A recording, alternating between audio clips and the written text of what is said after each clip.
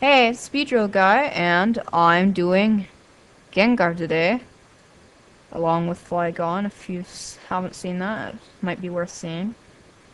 So anyway, here's the basic way of Gengar. So, like, this is one of the Gengars that you can use. Um, or here's another one. Curse and Shadow Skip. It's a damage spread deck, so you'll be trying to get as much damage on your opponent's Pokemon as possible. I'd have two of this Gengar, one of this Gengar, and one Gengar level X.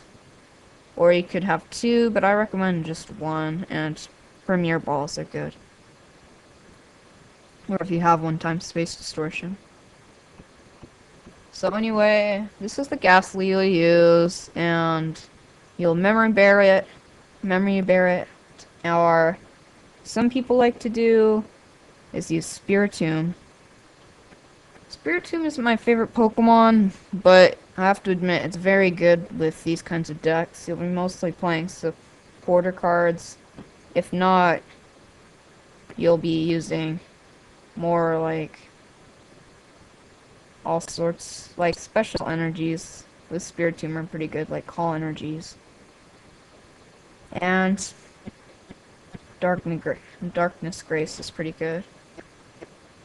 So, all in all, Spiritomb is pretty good. It's just not one of my favorite Pokemon. And you can always retreat it with just one energy. So then, Gengar Level X is like one of the most popular cards right now because of Level Down and Compound Pain. Level Down makes it so your opponent can't get their Level X's out easily. In fact, they can barely get their Level X's out at all. In Compound Pain, this attack does 30 damage to each of your opponent's Pokemon that has any damage counters on it. That's why you'll be spreading damage around, with the Cursed Gengar allowing you to move damage around. You can either have Memory Berry or even Expert Belt.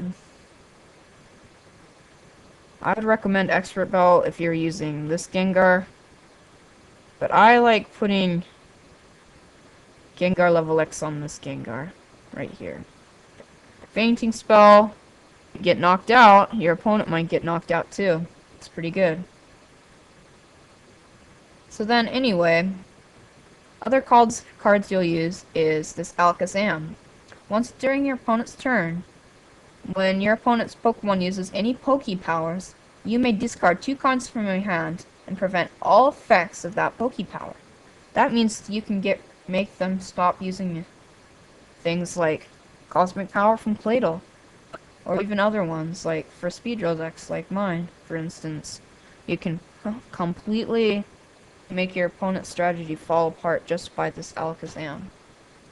Good stalls and walls. Mr. Mime and Duskmoor. Duskmoor isn't really the best stall. Dark Palm is why you use it.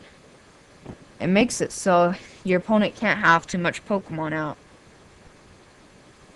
They can only have 3 Pokemon on their bench.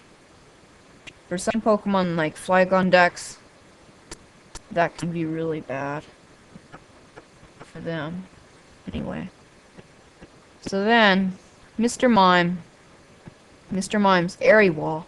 If your opponent's Pokemon doesn't have enough energy, if it doesn't have more than 2 energies, it can attack. That's why Mr. Mime is such a good stall Pokemon. What about Machamps, you ask? That's where Unknown G comes in. Unknown G's Guard. Once during your turn, you can make it a Pokemon tool. When you attach it, prevent all effects of attacks, excluding damage.